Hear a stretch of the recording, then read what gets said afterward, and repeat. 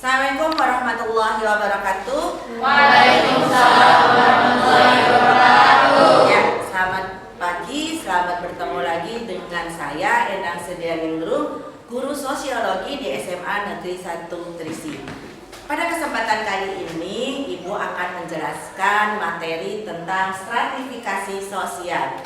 Sebelum Ibu menjelaskan apa itu stratifikasi sosial, maka silakan kalian mempersiapkan alat tulisnya terlebih dahulu, seperti buku catatan, pulpen, tip-ek, dan lain-lain, agar ketika nanti Ibu menjelaskan, kalian tidak terlambat untuk menulis dari PowerPoint yang Ibu siapkan.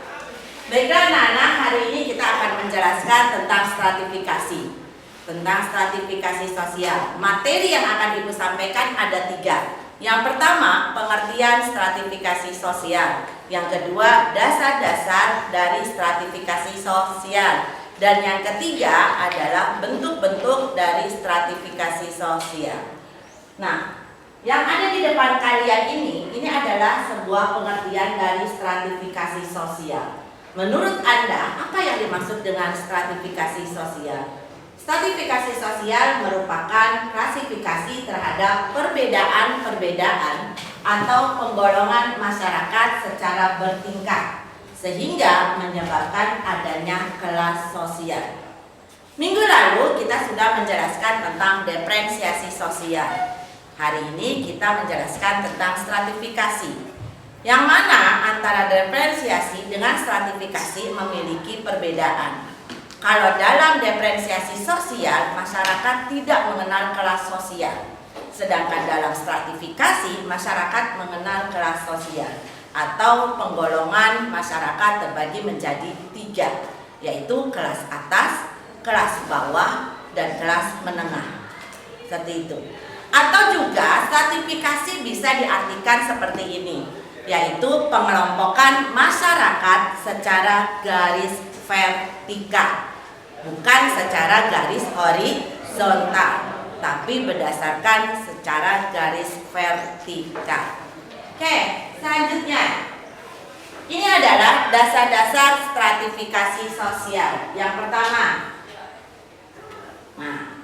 ada kekayaan, ada pendidikan dan ilmu pengetahuan, kemudian ada keturunan, ada kehormatan, dan juga ada kekuasaan. Ibu akan menjelaskan satu persatu tentang dasar-dasar stratifikasi sosial ini. Yang pertama, kekayaan. Kekayaan akan menjadi satu ukuran atau menjadi satu dasar bagi masyarakat untuk mengelompokkan masyarakat yang lain. Ya, dan ini sering terjadi di masyarakat kita, yang mana orang yang memiliki harta yang banyak atau kita sebut dengan orang kaya itu akan memiliki posisi yang paling atas. Sedangkan mereka yang hanya memiliki harta secukupnya itu ada di posisi kelas menengah. Sedangkan mereka yang memiliki harta pas-pasan atau bahkan tidak cukup untuk memenuhi kebutuhan sehari-harinya, maka mereka ada di kelas yang paling bawah. Itu kalau secara harta kekayaan. Maka akan berbeda ketika masyarakat mau memberikan satu penghargaan kepada masyarakat yang lain berdasarkan harta kekayaan. Kalau orang kaya seperti apa dihormatinya, perlakuannya beda. Kepada orang yang sederhana juga berbeda. Apalagi kepada orang yang tidak memiliki harta atau orang miskin, jauh pasti berbeda cara penghargaannya. Kemudian berdasarkan pendidikan dan ilmu pengetahuan. Orang yang lulusan S1 maka akan jauh lebih dihormati. Ya kan? Dia akan diposisikan jauh lebih tinggi dibandingkan oleh mereka-mereka yang hanya lulusan SMA atau SMP. Mereka yang lulusan SMP atau SMA akan jauh lebih dihormati ketimbang orang yang tidak sekolah atau hanya lulusan SD. Pola pikirnya pun berbeda. Karena itu penghargaan terhadap orang yang memiliki pendidikan yang tinggi dengan orang yang tidak memiliki pendidikan juga berbeda.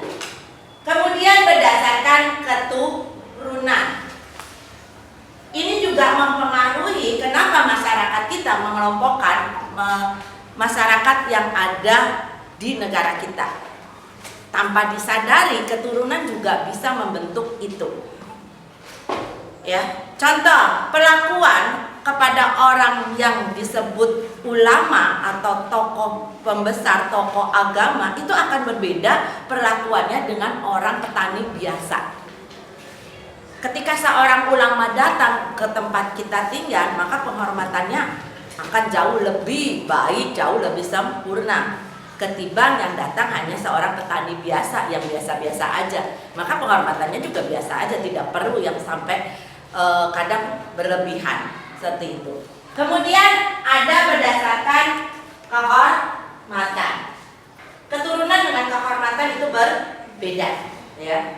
Nah, terus ada lagi yang terakhir berdasarkan kekuasaan atau jabatan. Orang yang memiliki jabatan akan berbeda dengan orang yang tidak memiliki jabatan. Orang yang memiliki kekuasaan akan sangat dihormati ketimbang orang yang sama sekali tidak memiliki kehormatan. Kemudian, next selanjutnya adalah, ini adalah sifat atau bentuk stratifikasi sosial. Yang pertama adalah stratifikasi terbuka. Lihat gambarnya. Ya, tanda panah ini menunjukkan bahwa stratifikasi terbuka ini bisa berlaku untuk semua lapisan masyarakat, mau masyarakat atas, masyarakat bawah, atau masyarakat menengah. Kemudian selanjutnya ada yang namanya stratifikasi tertutup. Lihat gambarnya seperti ini, yaitu bahwa yang di masyarakat stratifikasi tertutup ini hanya berlaku bagi masyarakat yang mengenal kelas kasta. Dan yang terakhir, yang ketiga adalah stratifikasi campuran, yaitu membatasi perpindahan lapisan pada bidang tertentu namun membiarkan terjadinya perpindahan. Kalau ini adalah masyarakat yang contohnya awalnya ada di masyarakat kasta, dia ada di kelas bawah, kemudian dia berpindah ke masyarakat yang memiliki stratifikasi terbuka, maka bisa menjadi masyarakat yang di kelas atas. Oke, anak-anakku, mungkin sampai di sini dulu. Sebelum Ibu akhiri, kita membuat refleksi dulu, kita membuat satu kesimpulan bersama bahwa yang pertama, yang namanya stratifikasi itu adalah pengelompokan masyarakat secara garis vertikal. Yang kedua, dasar stratifikasi sosial itu ada 1 kekayaan, 2 pendidikan, 3 keturunan, 4 kehormatan, dan yang terakhir adalah kekuasaan. Bentuk atau sifat stratifikasi ada 3. Yang pertama terbuka, yang kedua tertutup, dan yang ketiga campuran. Sampai di sini dulu penjelasan stratifikasi dari Ibu, semoga bermanfaat buat kalian semua. Terima kasih. Assalamualaikum warahmatullahi wabarakatuh.